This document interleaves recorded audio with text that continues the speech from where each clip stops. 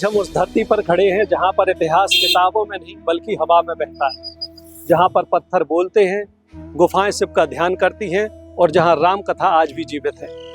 बुंदेलखंड के हृदय में बसा यह जनपद सिर्फ जगह नहीं है बल्कि एक अनुभूति है। ऐसा है छतरपुर। मध्य भारत की इस धरती पर जब सूरज धीरे धीरे उगता है तो रोशनी सिर्फ खेतों पर नहीं पड़ती, वह इतिहास पर पड़ती है। बुंदेलखंड की यही भूमि, यही हवा, यही मिट्टी छतरपुर कहलाती है। यह कोई साधारण जनपद नहीं है, यह वह जगह है जहां समय थमता नहीं बल्कि परतों में खुलता है। यहाँ कदम रखते ही महसूस होता है कि हम किसी जिले में नहीं, एक जीवित कथा में प्रवेश कर रहे हैं। छतरपुर की पहचान सिर्फ नक्शों की रेखाओं से नहीं होती, इसकी पहचान उन राज छत्रों से होती है जिनके नीचे कभी राजाओं ने शासन किया, और उन मंदिरों से होती है जिनके आगे वही राजा नतमस्तक हो गए। यह वह भूमि है जहां सत्ता से पहले श्रद्धा आती है और शौर्य से पहले साधना। इस जिले को मध्य भारत के राजा का स्थान माना जाता था। 1785 तक यहाँ पर कुंवर सोने शाह का शासन था। बाद में ब्रिटिश काल के दौरान एक रियासत बना। भारत की आज़ादी के बाद छतरपुर रियासत 1 जनवरी 1950 को भारत संघ में औपचारिक रूप से विलय हुई। शुरुआत में यह विंध्य प्रदेश का हिस्सा था, लेकिन 1 नवंबर 1956 को मध्य प्रदेश राज्य के गठन के बाद यह स्वतंत्र जिला बना। छतरपुर में पर्यटकों के आकर्षण के लिए कई पर्यटन स्थल हैं जो शहर के भीतर और आसपास हैं। बहरहाल, लोकप्रिय यूनेस्को विश्व धरोहर स्थल Khajuraho group of temples Chhatarpur के अंतर्गत आता है, जो हर साल फरवरी के महीने में विश्व प्रसिद्ध खजुराहो नृत्य महोत्सव का आयोजन करता है। छतरपुर शहर की स्थापना महाराजा छत्रसाल ने की थी, जो महान बुंदेला योद्धा थे। मुगलों के खिलाफ उनने सफल विद्रोह किया और इसी रियासत को उनने अपनी राजधानी बनाई, जिसका नाम महाराजा छत्रसाल से छतरपुर शहर बना। नमस्कार दोस्तों, संस्कृति और विरासत के इस सफर में आज हम पहुंचे हैं बुंदेलखंड के जनपद छतरपुर। छतरपुर जो अपने ऐतिहासिक और धार्मिक स्थानों के लिए जाना पहचाना जाता है। आज़ादी के आंदोलन में यहाँ के क्रांतिकारियों ने अपनी अहम भूमिका निभाई। मुगलों से भी लोहा लेने में यहाँ के वीर पीछे नहीं रहे।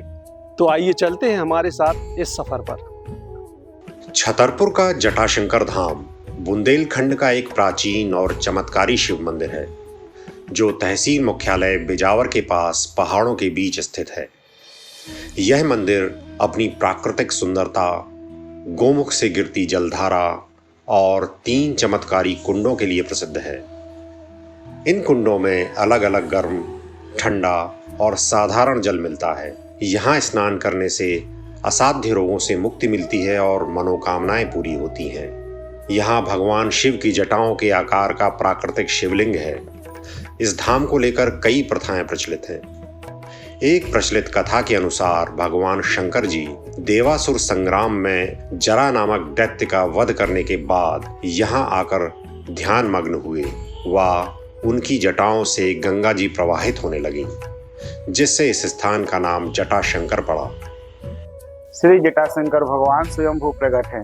माँ पार्वती और शिवलिंग जो है जटाओं से अंकित है, इसलिए इनका नाम जटाशंकर पड़ा है। उनकी जटाओं से निरंतर जल की धारा बहती रहती है, जिसके 3 कुंड है, पावनगंगा, त्रिवेणी है। उसके नहाने से चर्म रोग, कुष्ठ रोग, कैसे भी बीमारियां हो, जल में स्नान करने से सब रोगों का नाश होता है। और जो गौमुख से जल गिरता है वो पहाड़ों से जलधारा निरंतर गिरती रहती है, इसके नहाने से भी सब रोगों का नाश होता है। ऐसे जटाशंकर भगवान की महिमा है।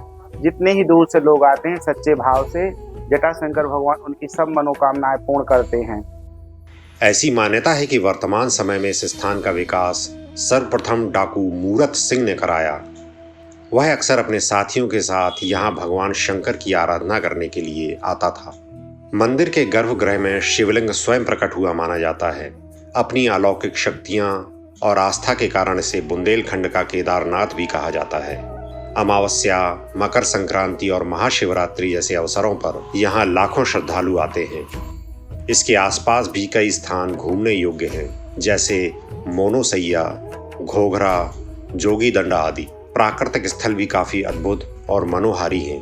पहाड़ी के मध्य स्थित इस धाम में पहाड़ी सौंदर्य, हरे भरे वृक्ष, अज्ञात स्रोत से अनवरत प्रवाहित झरने, चट्टानों पर शैल चित्र, नैसर्गिक सौंदर्य, वन्य प्राणियों का स्वच्छंद विचरण, वानरों की उछल कूद, पक्षियों का कलरव, घंटों की गूंज, मंत्रों का उच्चारण, मुख्य मंदिर के पास स्थित कुंडों का गर्मियों में शीतल और शीत ऋतु में गर्म जल इस स्थान को विशिष्टता प्रदान करते हैं। यहाँ कोई भव्य मंदिर नहीं, यहाँ कोई ऊंचे शिखर नहीं है, यहाँ गुफा है, नमी है, टपकता जल है और एक मौन है जो बहुत कुछ कहता है।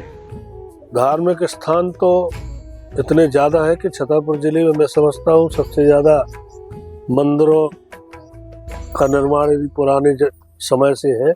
पुराने जो कार का 100 साल और 150 साल 200 साल पुराने मंदिर सबसे ज़्यादा बिजौर विधानसभा में है। तो जटाशंकर धाम को जैसे ओरछा और उज्जैन की तर्ज पे शिवलोक बनाने की भी ऐसी योजना है, क्योंकि बुंदेलखंड की लोगों की आस्था जटाशंकर धाम के प्रति है। मान्यता है कि वनवास के दौरान भगवान शिव ने यहाँ विश्राम किया था। यहाँ की प्राकृतिक शिवलिंग और ऊपर से गिरती जलधारा एक एहसास दिलाती है कि शिव को बनाने की जरूरत नहीं पड़ती, वो स्वयं प्रकट हो जाते हैं। यह स्थान बताता है कि शिव सिर्फ कैलाश में नहीं रहते, वे उस हर जगह बसते हैं जहाँ साधना होती है, जहाँ मन शांत होता है। जटाशंकर में खड़े होकर लगता है कि जैसे समय रुक गया हो और ध्यान आज भी जारी हो। यहाँ एक बार आने वाले अक्सर आने के लिए लालायित रहते हैं। उत्तर प्रदेश के झांसी एवं महोबा तथा मध्य प्रदेश के टीकमगढ़, दमोह और सागर से सटे इस जनपद में धसान और केन प्रमुख नदियां हैं। इस जनपद में भारत सरकार की नदी जोड़ो प्रमुख योजना के तहत केन और बेतवा को जोड़कर यहाँ की पानी की समस्या से निजात दिलाया जा रहा है। यह जनपद विंध्याचल पर्वत श्रेणी के वनों से आच्छादित है और अपनी गौरवशाली विरासत के लिए जाना पहचाना जाता है। छतरपुर शहर से लगभग 18 किलोमीटर की दूरी पर छतरपुर पन्ना मार्ग के पास स्थित गढ़ा गांव में बागेश्वर धाम एक प्रसिद्ध आध्यात्मिक केंद्र है, जो बालाजी हनुमान को समर्पित है और पंडित धीरेन्द्र कृष्ण शास्त्री द्वारा संचालित है। इसे एक सिद्ध शक्तिपीठ माना जाता है।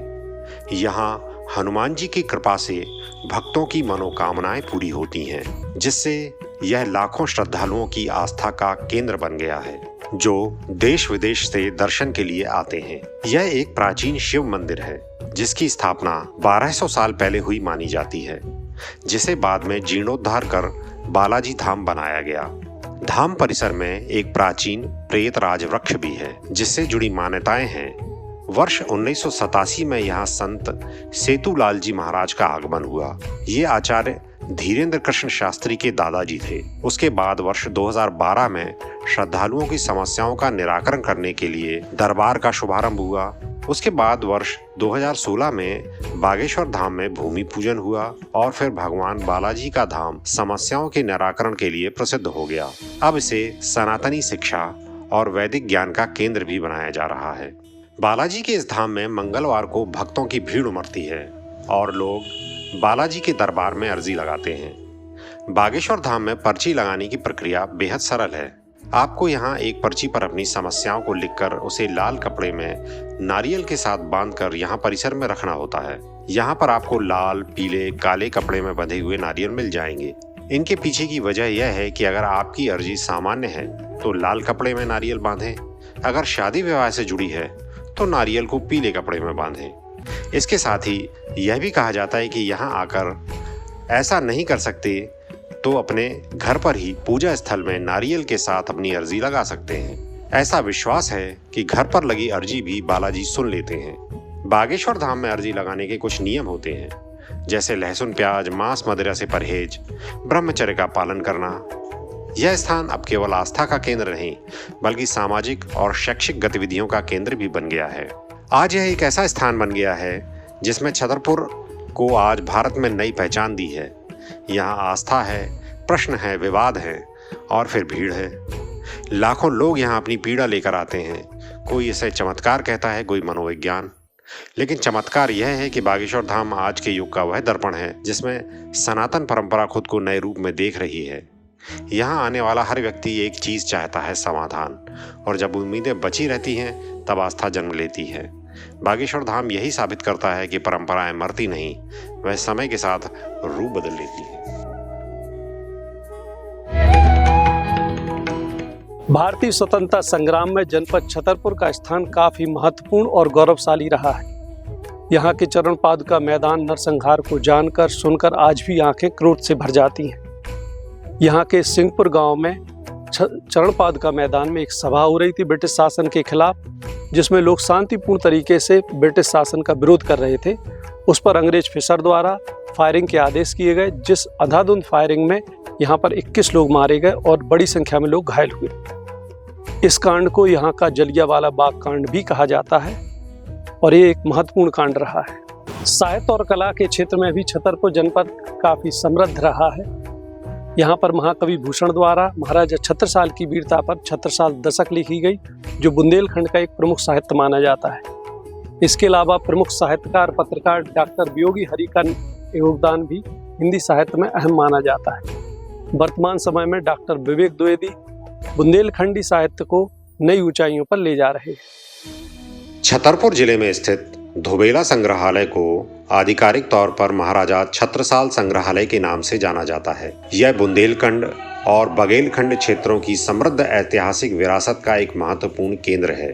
यह संग्रहालय 18वीं सदी के एक पुराने महल में स्थित है, जिसे बाद में एक संग्रहालय में बदल दिया गया। इसमें 8 दीर्घाएं हैं जो विभिन्न ऐतिहासिक अवधियों की कालवृत्तियों को दर्शाती हैं। गुप्त और कलचुरी काल यानी 4वीं से 18वीं शताब्दी ईस्वी की मूर्तियां, शिलालेख और तांबे की प्लेटें यहाँ प्रदर्शित हैं। बुंदेला राजाओं द्वारा उपयोग किए गए हथियार, कवच और परिधान संग्रहालय का मुख्य आकर्षण है। इसमें बुंदेला राजाओं की पेंटिंग, जैन मूर्तियां और शक्ति संप्रदाय की मूर्तियां भी शामिल हैं। संग्रहालय में एक खुली हवा की गैलरी भी है, जहां महाराजा छत्रसाल की आदमकद प्रतिमा और अन्य बड़े पत्थर के अवशेष प्रदर्शित हैं। खेल जगत में भी छतरपुर ने एक अपनी नई पहचान बनाई है। यहाँ के खिलाड़ियों ने अपने क्षेत्र से आगे बढ़ करके राष्ट्रीय और अंतर्राष्ट्रीय स्तर पर भी अपनी प्रतिभा का लोहा मनवाया है।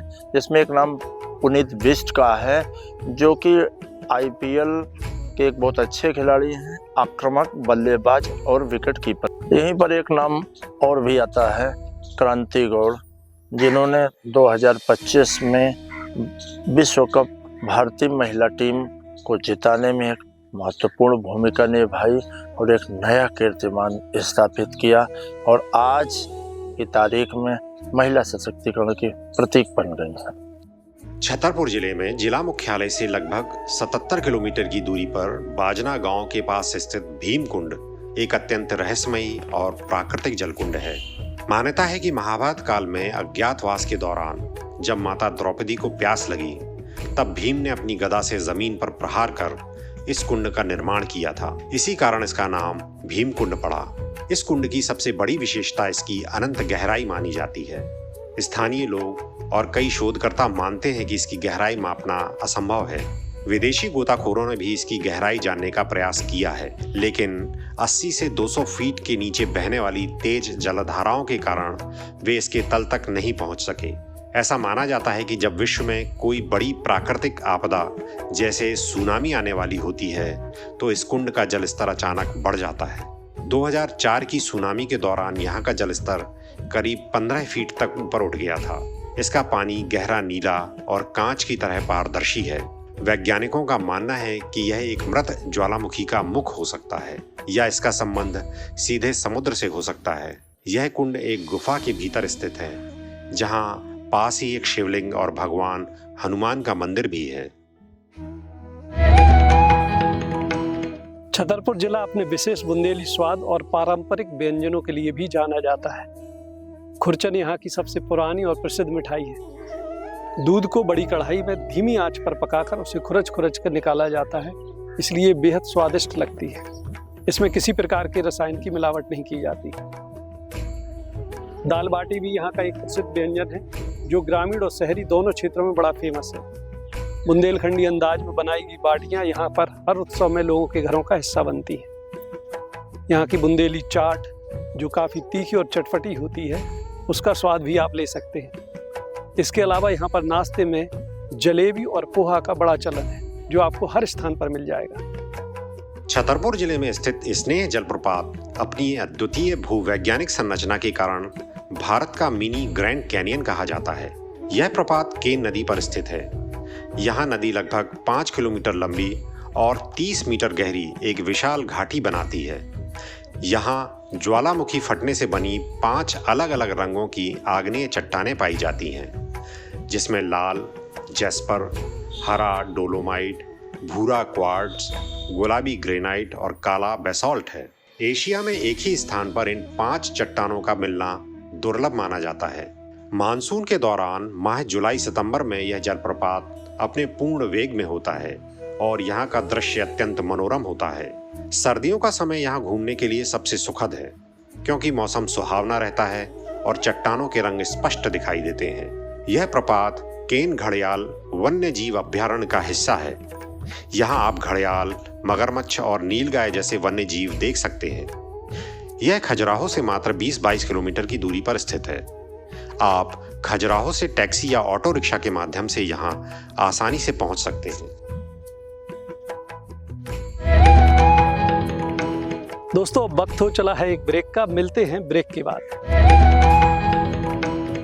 आधुनिक इवेंट मैनेजमेंट, धार्मिक राजनीतिक आयोजन और थीम डेकोरेशन के लिए 100 वर्षों से अधिक से आगरा का जाना पहचाना नाम डेरे वाले Girdhari Lal Kedarnath and sons GKS। Gurukulam school एवं विश्वविद्यालय, जसगांव ग्राम पंचायत, मैन छतरपुर रोड, बिजावर की ओर से समस्त देशवासियों को गणतंत्र दिवस 2026 की हार्दिक शुभकामनाएं। संचालक श्री अंकित Bhatnagar.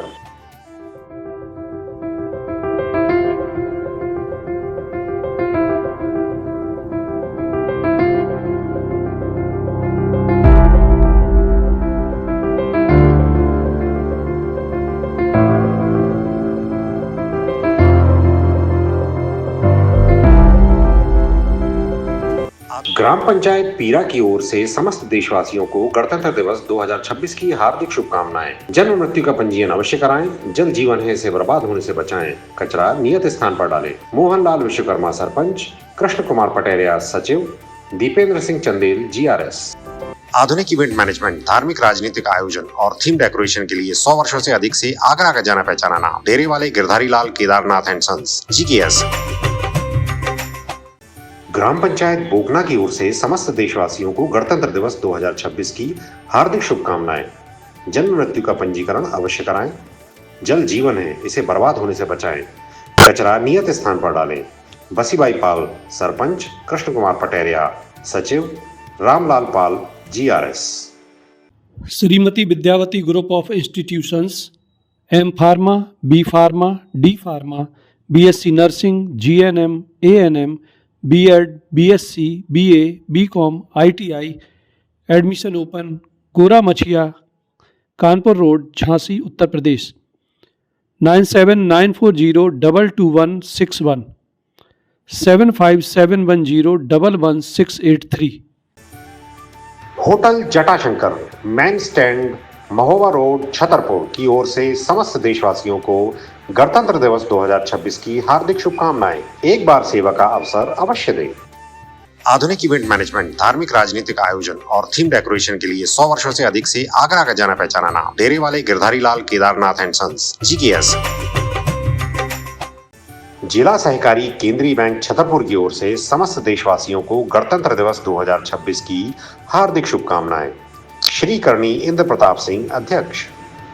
Central Public School, a CBSE board affiliated senior secondary co-educational English medium school. All streams science, math, bio, commerce and art. Ajadpura, Rajput Colony, Lalitpur, UP. 9450036279, 9889231905। नगर परिषद घुवारा, जिला छतरपुर, मध्य प्रदेश की ओर से समस्त देशवासियों को गणतंत्र दिवस 2026 की हार्दिक शुभकामनाएं। जन्म मृत्यु का पंजीयन अवश्य कराएं। परिषद के करों का भुगतान नियत समय पर करें। जल जीवन है, इसे बर्बाद होने से बचाएं। कचरा नियत स्थान पर डालें। अध्यक्ष एवं CMO। आधुनिक इवेंट मैनेजमेंट, धार्मिक राजनीतिक आयोजन और थीम डेकोरेशन के लिए 100 वर्षों से अधिक से आगरा का जाना पहचाना नाम डेरे वाले Girdhari Lal Kedarnath and sons GKS। Break के बाद पुनः आप सभी का स्वागत है। दोस्तों, अब हम आपको लेकर चलते हैं लव कुश नगर, जहाँ कथा नहीं बल्कि संस्कार है। ऐसा कहा जाता है कि माता सीता ने यहीं पर लव और कुश को संस्कार दिए।